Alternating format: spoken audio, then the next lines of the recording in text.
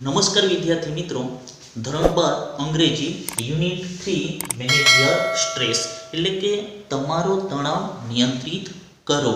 તો વિદ્યાર્થી મિત્રો, આ જે લેસન છે એમાં આપણને આજના દળધામભર્યા જીવનમાં માણસ કોઈ ને કોઈ પ્રકારે તણાવ અનુભવતો હોય છે. તો એ તણાવમાંથી બહાર નીકળવા માટે અહીંયા આ લેસન સ્વરૂપે આપણને બહુ સરસ સમજાવવાનો પ્રયત્ન કર્યો છે. અને એક તણાવ દૂર કરવા માટે અહીંયા આપણને 4 સ્ટેપ સમજાવ્યા છે. 4 સ્ટેપ દ્વારા આપણને સમજાવવાનો પ્રયત્ન કર્યો છે. તો વિદ્યાર્થી મિત્રો, આજે લેસનમાં આપણે સૌપ્રથમ પહેલા સ્ટેપની ચર્ચા કરીશું.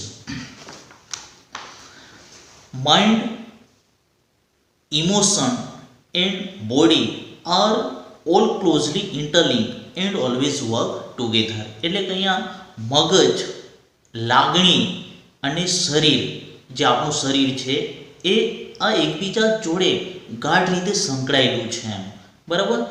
એન્ડ ઓલવેઝ વર્ક ટુગેધર, અને સાથે હંમેશા એ કામ કરે છે. ઓલવેઝ વર્ક ટુગેધર, ટુગેધર એટલે સાથે. It helps you distinguish them more clearly if you try to understand them separately. જો તમે તેને સમજવાનો પ્રયત્ન કરો અલગ અલગ રીતે તો તે એકદમ સરળ પડશે. સેપરેટલી એટલે અલગ અલગ રીતે. ડિસ્ટિંગ્વિશ એટલે અલગ અલગ તારવવું એમ, બરાબર. Your mental capacities are your abilities, એટલે કે તમારી માનસિક ક્ષમતા તમારી ક્ષમતા છે. ટુ કોન્સન્ટ્રેટ, શું કરવા માટે? એકાગ્ર થવા માટે, બરાબર. એકાગ્ર થવા માટે, બરાબર. એકાગ્ર, કોન્સન્ટ્રેટ એટલે એકાગ્ર, બરાબર. To take in new information, એટલે કે નવી માહિતી લેવા માટે, બરાબર. ટુ રિમેમ્બર, યાદ રાખવા માટે. ઓલ્ડ એન્ડ ન્યૂ ઇન્ફોર્મેશન, જૂની અને નવી માહિતી. And to be in position to think logically, બરાબર. અને એક તાર્કિક રીતે, એક વિવેકપૂર્ણ, એક તર્કબદ્ધ નિર્ણય વિચારવા માટે આપણને માનસિક ક્ષમતાની જરૂર પડતી હોય છે. You need year mental capacity, તમારે માનસિક ક્ષમતાની જરૂર પડે. ક્યારે? ઇન ઓર્ડર ટુ સ્ટડી, ક્યારે? અભ્યાસ કરવા માટે. ટુ વર્ક એટલે કામ કરવા માટે. To impose a constructive and workable order on your life, એટલે કે જીવનમાં એક રચનાત્મક અને એક કાર્યશીલ બનવા માટે આપણા જીવનમાં માનસિક ક્ષમતાની જરૂર પડતી હોય છે. And to make rational day to day decision, અને દિન પ્રતિદિન એટલે કે દરરોજ રોજિંદા જીવનમાં એક તર્કપૂર્ણ, એક વિવેકપૂર્ણ એક નિર્ણય લેવા માટે પણ આ માનસિક ક્ષમતાની આપણને જરૂર પડતી હોય છે. તો વિદ્યાર્થી મિત્રો, આ જે લેસન છે એમાં ટૂંકમાં એક માનસિક રીતે આપણે કઈ રીતે ફ્રીલી રહી શકીએ એના પર ફોકસ કર્યું છે. For example, if you had the choice of walking to work or taking the car, એટલે અહીંયા એક ઉદાહરણ દ્વારા આપણને સમજાવવાનો પ્રયત્ન કર્યું છે કે તમારે કોઈ કામ છે, બરાબર. તો તમારી જોડે બે ઓપ્શન છે, એક ચાલતા જવું અને એક બીજો ઓપ્શન છે કારમાં જવું, બરાબર. The fact that it was raining hard, પણ અહીંયા વાસ્તવિકતા કંઈક અલગ છે એમ, બરાબર. પરિસ્થિતિ કંઈક અલગ છે એમ, બરાબર. શું છે? રેનિંગ હાર્ડ એટલે વરસાદ સખત પડી રહ્યો છે. And you had could lead you to the decision that it was better to take a car. એટલે અહીંયા શું કીધું છે? એક તો વરસાદ બહુ પડી રહ્યો છે અને બીજું તમને શરદી થઈ છે, બરાબર. તો તમે કયા ડિસિઝન પર આવો છો? તમે કયા નિર્ણય પર આવો છો કે તમે કારમાં જવાનું તમે વધારે પસંદ કરશો, બરાબર. તો that would be rational decision, આ એક તમે તર્કપૂર્ણ, એક વિવેકપૂર્વક લીધેલો નિર્ણય ગણાશે. Base on the current circumstances, એટલે વાસ્તવિક એટલે કે હાલની પરિસ્થિતિને ધ્યાનમાં લઈને આ જે નિર્ણય લીધો એ તર્કપૂર્ણ ગણાય એમ. સર્કમસ્ટાન્સીસ એટલે પરિસ્થિતિ. આગળ જોઈએ.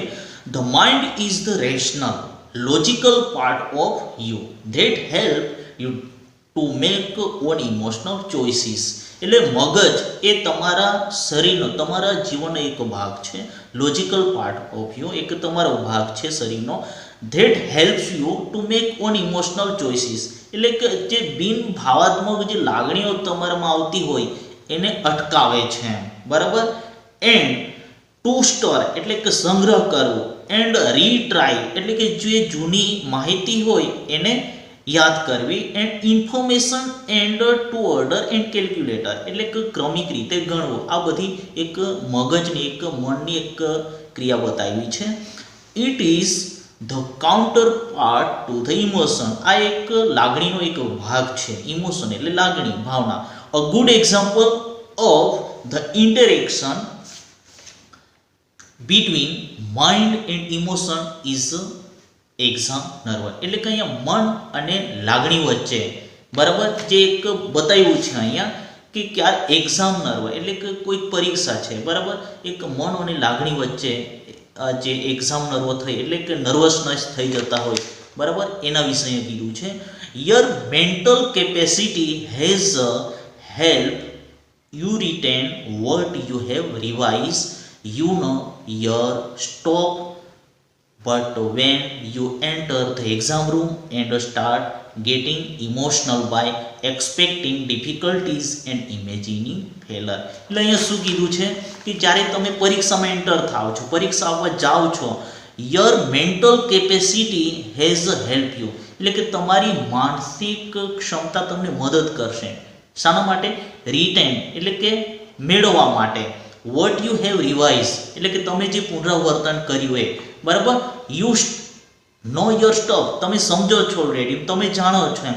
But when you enter the exam room, જ્યારે તમે પરીક્ષા આપવા માટે હોલમાં પ્રવેશ કરો છો, પરીક્ષા ખંડમાં પ્રવેશ કરો છો, એન્ડ સ્ટાર્ટ ગેટિંગ ઇમોશનલ અને ત્યારે તમે એક ભાવનાત્મક, એક લાગણીશીલ થઈ જાઓ છો એમ.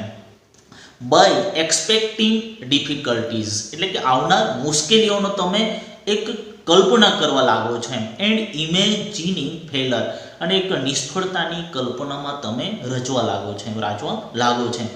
All of sudden the carefully store information is no longer available, એટલે અહીંયા શું કીધું છે, પછી જે તમે મેળવ્યું હોય, બરાબર, કાળજીપૂર્વક સ્ટોર ઇન્ફોર્મેશન માહિતી એકઠી કરી હોય એ લાંબો સમય સુધી ટકતી નથી. ક્યારે આપણે માનસિક, આપણે લાગણીશીલ થઈ જઈએ ત્યારે એમ.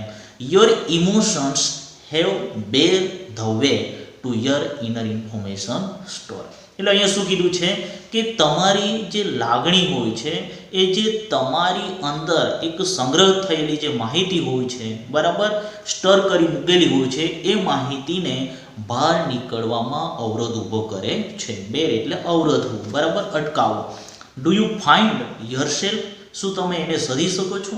Reacting in any of the following way, એટલે અહીંયા કેટલાક રસ્તાઓ આપ્યા છે જે આપણને લાગુ પડે છે, બરાબર. એમાંથી કોઈ આપણને લાગુ પડતો હોય તો યસ આપવાનું અને ના હોય તો નો, બરાબર.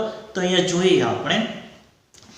You find it difficult to concentrate on things, તમે કોઈ પણ કામ કરો, બરાબર, તો કોઈ વસ્તુ પર એકાગ્ર થવા માટે તમને બહુ અઘરું, મુશ્કેલી લાગતી હોય એમ, બરાબર. ક્યારે? જ્યારે તમારા મગજમાં કોઈ વિચારો આવતા હોય ત્યારે, બરાબર. અહીંયા બીજું સ્ટેપ જુઓ. Year memory is letting you down frequently, એટલે કે તમારી જે યાદશક્તિ છે એ તમને વારંવાર નિરાશ કરે છે એમ. ફ્રીક્વન્ટલી એટલે વારંવાર, લેટિંગ એટલે નિરાશ કરવું એમ. ત્રીજું, you have lots of different things on your mind, એટલે કે તમારા મગજમાં બહુ બધા વિચારો ફરતા હોય છે એમ. But can not grasp a clear thought, પણ તમે એક ચોક્કસ નિર્ણય પણ, એક ચોક્કસ સ્પષ્ટ નિર્ણય પર આવી શકતા નથી, બરાબર. ચોથું, you are often undecided this day, અને તમે ક્યારેક આખો દિવસ અનડિસાઇડેડ એટલે કે અનિર્ણયાત્મક રીતે રહો છો એમ. And this is on typical for you, અને ક્યારેક એ તમારા માટે બિન નિર્ણયાત્મક સાબિત થાય છે. You make longer to do task that you were able to complete quite quickly before, એટલે ક્યારેક આપણે જે એકદમ ટૂંક સમયમાં થોડા સમયની અંદર કામ કરી શકીએ એ ક્યારે એ જ કામ કરવા માટે આપણને બહુ સમય જોતો હોય છે. ક્યારે? જ્યારે આપણે માનસિક રીતે તણાવમાં હોઈએ ત્યારે. તો અહીંયા આજે પાંચ સિદ્ધાંતો આપ્યા છે. એના પરથી તમને ખ્યાલ આવશે. ઇફ યસ, જો હા હોય તો then it gives a sign of a mental stress present in you. એટલે જો એ હા હોય તો એ તમારામાં એક માનસિક તણાવની સ્થિતિ છે. જે મેન્ટલ સ્ટેટ એટલે કે માનસિક ક્ષમતા, મેન્ટલ એટલે કે માનસિક રીતે તમે ઘવાયેલા છો. The better you deal with stress, the less your mental capacity will be affected. એટલે અહીંયા તમે માનસિક ક્ષમતા જોડે ડીલ કરવાનું છે. The less your mental capacity will be affected. The following exercise will help you build better stress. એટલે અહીંયા નીચે આપેલી જે કસરત છે એ તણાવમાંથી મુક્ત થવા માટે અહીંયા આપી છે. રેઝિલિયન્સ એટલે તાકાત, બરાબર, અને રીબેલેન્સ યોરસેલ્ફ એટલે કે તમારી જાત પર નિયંત્રણ રાખવા માટે. If your mental capacity has already started to suffer due to stress, જો તમે માનસિક રીતે તણાવમાં હો, બરાબર, ત્યારે નીચેની જે કવાયતો છે, જે કસરતો છે એ તમને બહુ ઉપયોગી થશે એમ કહે છે. હવે અહીંયા એક પેલી કસરત છે સ્ટોપ ઓવર થિંકિંગ, એટલે વધુ પડતું વિચારવાનું નહીં. સ્ટોપ ઓવર થિંકિંગ એટલે પેલી કવાયત, પેલી કસરત. When task and pressure start building up, જ્યારે કોઈ કામ અને આપણા પર કોઈક દબાણ હોય, બરાબર, અને building up, the mind can sometimes go into over thinking, અને તમારામાં બહુ બધા વિચારો આમ તેમ ભમ્યા કરતા હોય એમ. And you come to thought, અને તમે વિચારો છો કે I wish there was a switch in my head that I could flick and turn off all the thoughts going around in my mind. એટલે પછી તમને એવો વિચાર આવે છે એમ કે મારા માથામાં કદાચ સ્વિચ હોત તો હું એને બંધ કરી દેત એમ, અને જે મારા મગજમાં જે વિચારો ફર્યા કરે છે એને અટકાવવા માટે એમ. તો it is not that easy, પણ એ સહેલું નથી. There is a technique to help yourself during the problem of our thinking, બરાબર. એટલે અહીંયા શું કીધું છે? એક ટેકનિક છે, એક તર્કિક છે, એક તર્ક છે જે તમને તમારામાં વધારે વિચારો હાવી થઈ ગયા હોય તો એ ઓછા કરવા માટે એક અહીંયા એક ટેકનિક બતાવી છે. Say to yourself repeatedly during the day, એટલે કે અહીંયા તમારી જાતને દિવસ દરમિયાન વારંવાર કહેતા રહો એમ, બરાબર. I have no expectation and I will deal with whatever happens, એટલે મારી કોઈ અપેક્ષા, આશા નથી, બરાબર. I will deal with whatever happens, અને જે બનશે, બરાબર, એ દેખાઈ જશે એમ. અને વેન ઇટ હેપન્સ, જ્યારે બને ત્યારે એમ કહે છે. તો when you think about a stressful day, જ્યારે તમે તણાવવાળા દિવસ વિશે વિચારો છો, that lies in front of you, અને એ તમારી આગળ જ આવી જાય છે.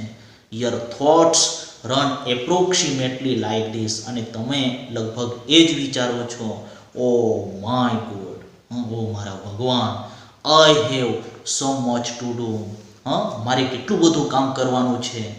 I must do X and Y and Z, and after that A and B need to get sorted out as well.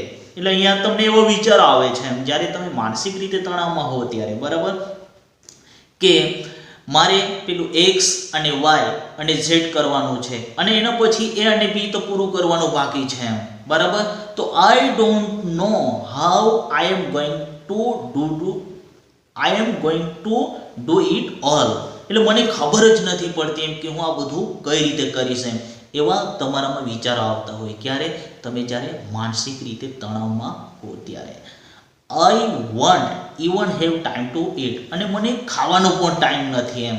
Basically the day hasn't even started, અને સામાન્ય રીતે હજુ દિવસની શરૂઆત નહીં થઈ, but you are already in tizz, અને પછી દિવસની હજુ શરૂઆત નહીં થઈ અને તમે કન્ફ્યુઝનમાં એટલે કે મૂંઝવણમાં મુકાઈ જાઓ છો એમ. તો what is happening is that your mind is racing ahead of you, એટલે કે તમે જે વિચારો છો એનાથી તમારા કરતાં તમારા વિચારો આગળ ચાલે છે એમ કહે છે. એન્ટિસિપેટિંગ હાઉ એટલે કે પૂર્વધારણા, આશા રાખવી. How tired and stressful you will feel once you have completed all the task and, અને પછી તમને એવું ફીલ થાય છે પોતાની જાતને કે આ બધું તમે કામ પૂર્ણ કર્યું. These frantic thoughts start weakening your energy, અને આવા આવેશવાળા વિચારો આપણામાં જે એનર્જી હોય છે, જે શક્તિ હોય છે એને ઓછી કરી નાખે છે. And as a result you are entering into busy day with only half of your normal energy. એટલે પરિણામ સ્વરૂપે બરાબર તમે દિવસ દરમિયાન એકદમ ઓછી નોર્મલ એનર્જીથી તમે પ્રવેશ કરો છો. Then when you end of settled, બરાબર જ્યારે તમે તણાવમાં થાકેલા હોવ છો ત્યારે at the end of day, દિવસના અંત ભાગમાં, દિવસના એન્ડમાં, you seem to have prove that you were right all along, ત્યારે તમને પોતાની જાતને થાય છે કે હું બધી રીતે બરાબર હતો. You had a dreadful day and you feel physically drain, અને પછી તમને એ દિવસ કેવો લાગે, એકદમ દુઃખવાળો હોય રીતે, અને એક ફિઝિકલી એટલે કે શારીરિક રીતે તમે થાકી જાઓ છો.